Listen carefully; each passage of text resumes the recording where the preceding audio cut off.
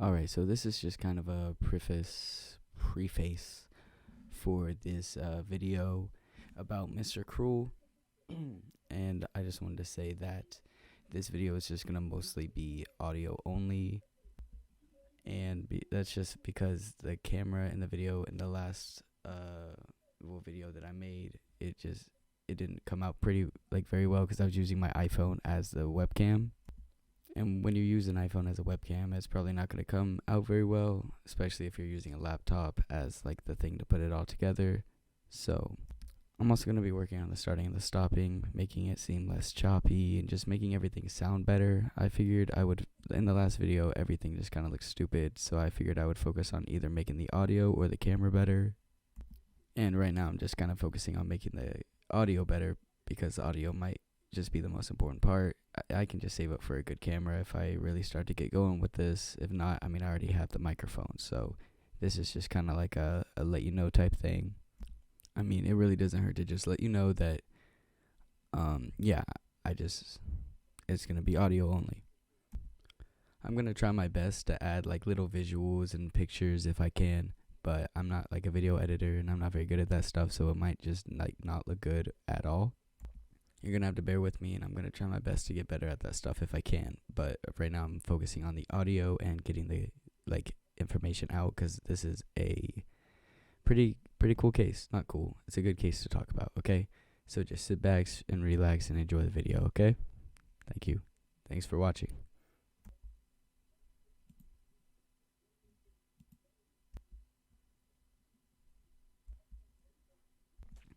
Future John, edit that part out. I was just testing out the doc. You know what happened.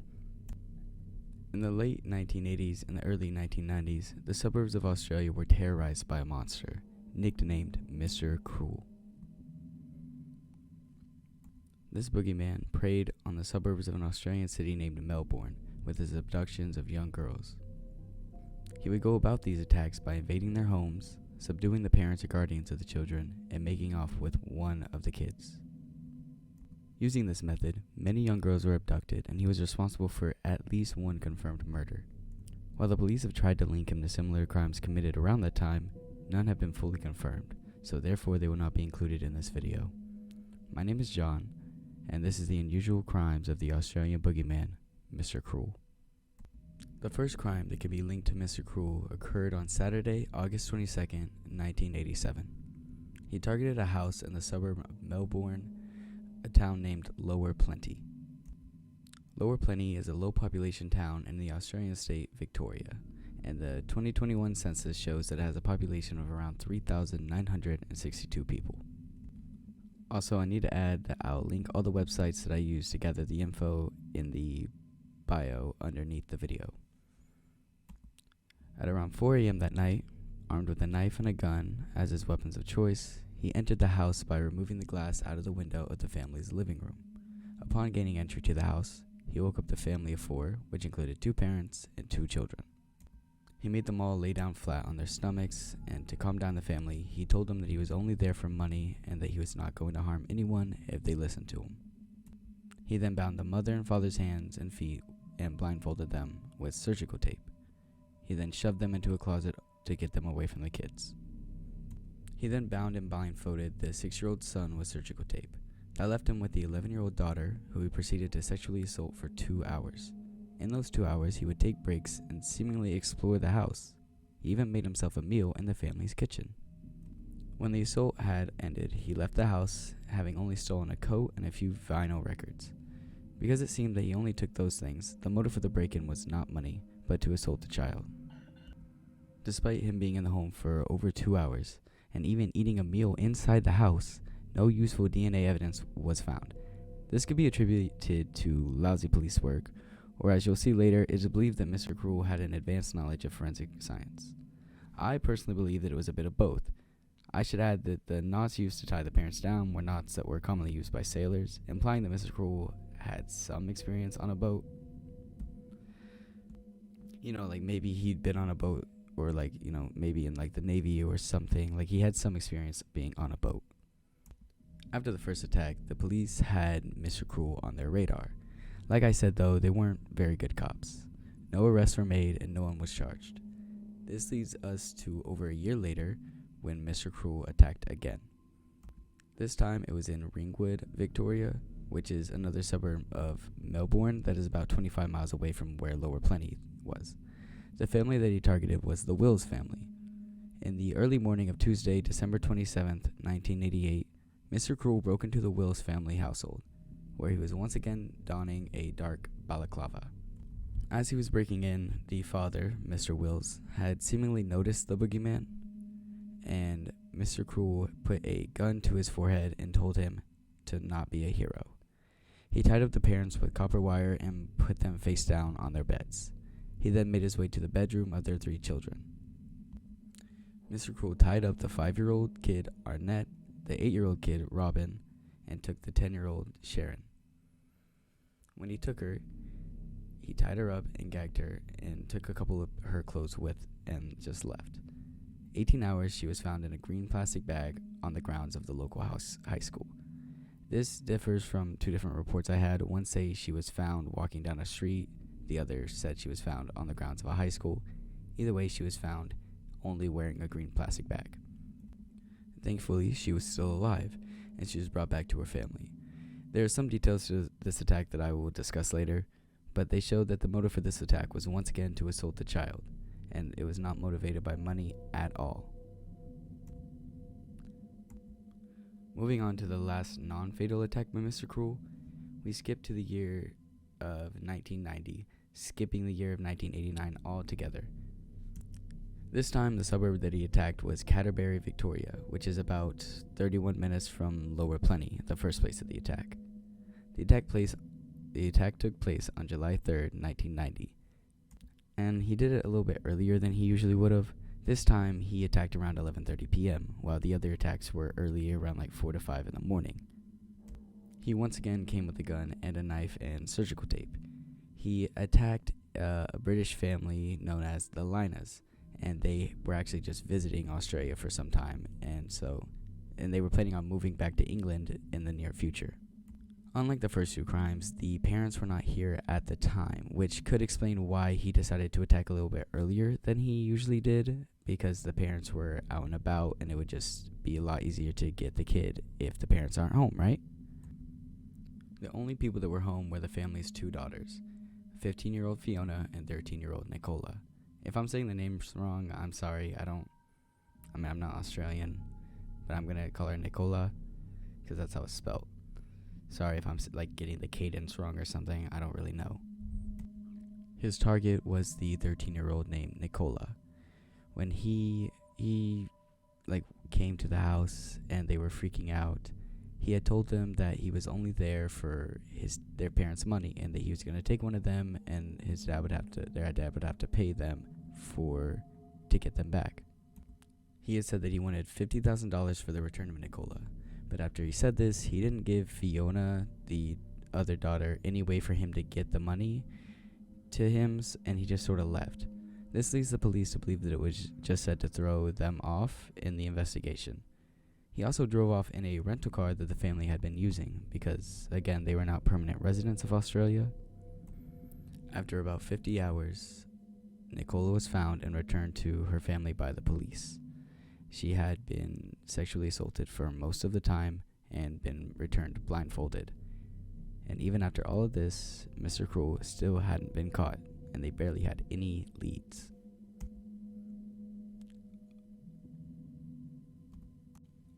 Now, we move on to the final confirmed crime of Mr. Cruel, the murder of Carmaine Chan. Also, if I'm saying the names wrong, again, I'm sorry. She is a Chinese girl, and I don't really know how to say her name. It could be Carmine, maybe it's pronounced Carmen, I don't know. But it's spelled with a main, so I'm going to say Carmaine Chan, and that's just what I'm going to stick with. The abduction of Carmaine took place on April 13th, 1991, in the suburb Templestowe, which is about 15 minutes from the town Lower Plenty. Carmaine Chan was 13, and she was with her 2 siblings while her parents were out running one of their Chinese restaurants. It says that Carmaine was recovering from glandular fever, which I had never heard of, but while doing research, I figured out it's kind of similar to like flu or like bronchitis, you know, sore throat, fever, runny nose, a little bit of coughing, and fatigue. Just like in general, just kind of a sickness, but it's like, I guess, a little bit more serious, but I guess that is part of the case that you should know about. So yeah, she was sick, and her sister had gone downstairs to get a snack around 9 p.m. Mr. Cruel was waiting downstairs for her. He forced her and her other sister that wasn't Carmaine into a cabinet and took Carmaine. After they left, the police found the word payback and some other stuff spray painted onto the family's car, which seems to be a way for Mr. Cruel to throw off the police, and we'll kind of get into that later. But the Chan family was looked into after, and they found that they didn't really have any like enemies because they were migrants from China. They had no competition in their Chinese restaurant business, so there was no reason for anyone to put payback on their car. With this case, along with the others, the way Mr. Cruel acted showed an advanced knowledge of forensic science, and he also seemed to know how to maneuver around the house. Later on, I'll go over everything he did to like confuse the cops, and also add some of the ideas that the cops had for like what he was like job-wise. So this is a kind of a little bit of a side tangent, but it was at this point in my research where I kept reading that Carmaine's body was found on April 9th, 1992, and as I said before, the attack took place on April, I think, 13th, 1991. And this kept confusing me. And it took me a couple of minutes to realize that the articles hadn't made a mistake in typing the dates, but it had taken almost an entire year for Carmaine's body to be found. To add to this, I did try to find out that if she'd been kept alive for a majority of that time and had been killed like a little bit before she was found, but I couldn't find anything where this was said.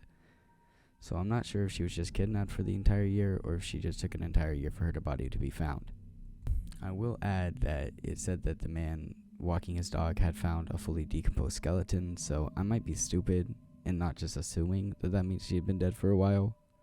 But then again, there are ways to speed up the decomposition of a body, especially if you know the workings of forensic science the way Mr. Cruel seemed to. Either way, she was the first and only confirmed murder of Mr. Cruel. Her mother believes that the only reason she was killed was because that she must have figured out his identity somehow. Like maybe when he was assaulting her at some point or another, she had found a way to get his mask off and saw what he looked like, and so he had no reason but to kill her, because killing people wasn't really part of his MO. The murder of Carmine Chan was the last crime that has been officially linked to Mr. Cruel. Although there have been many attempts over the years to link other known criminals to the case, they have been unsuccessful, so I'm just not going to throw around accusations. I know I threw around accusations in my last JonBenet video, but I don't care. Call me a hypocrite if you want. Yeah. Also, I'd like to add that I found this while I was recording, but they did determine that she had been killed soon after her abduction. That's on me. I just wanted to correct this little tidbit. It seems that she had been just decomposing basically for almost a year, and yeah, I found that just now. Just wanted to add that in. So after all these crimes that occurred in the 1980s and 90s, the person known as Mr. Cruel could still be walking among us right now. As I mentioned before, I'm gonna mention some of the notes that were made about Mr. Cruel by the cops and stuff. To start, let's look at some of the details of the first break-in. When he first broke into the first house, he told the parents that he was only there for money, when really he did not take any objects of value. He only took the kid. This starts a consistent pattern of him telling the people present for the attacks one thing, but his actions not supporting that. This is called a red herring.